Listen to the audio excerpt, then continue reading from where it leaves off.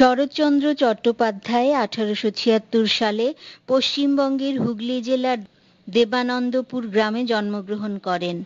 তার কৈশোর ও যৌবনের অধিকাংশ সময় ভাগলপুরের মাতুলালয়ে অতিবাহিত হয়।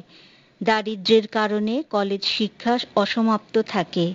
জীবিকার সন্ধানে রেঙ্গুন গমন ও সেখানে অবস্থানকালে অর্থাৎ 1903 থেকে 1916 খ্রিস্টাব্দ পর্যন্ত সাহিত্য সাধনায় আত্মনিয়োগ করেন।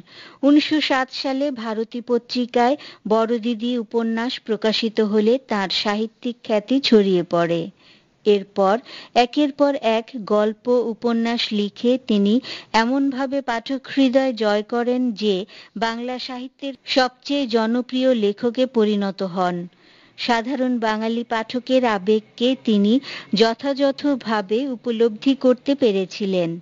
তার বিখ্যাত উপন্যাসগুলোর মধ্যে রয়েছে পল্লী সমাজ, দেবদাস, শ্রীকান্ত, গৃহদাহ, দেনা পাওনা, পথের দাবি, শেষ প্রশ্ন প্রভৃতি। সাহিত্য প্রতিভার স্বীকৃতি হিসেবে তিনি কলকাতা বিশ্ববিদ্যালয় থেকে জগত্তারিণী স্বর্ণপদক ও ঢাকা বিশ্ববিদ্যালয় থেকে ডি লিট উপাধি লাভ করেন। বাংলা সাহিত্যের এই কালজয়ী কথাশিল্পীর জীবনাবসান ঘটে 1938 খ্রিস্টাব্দে কলকাতায়।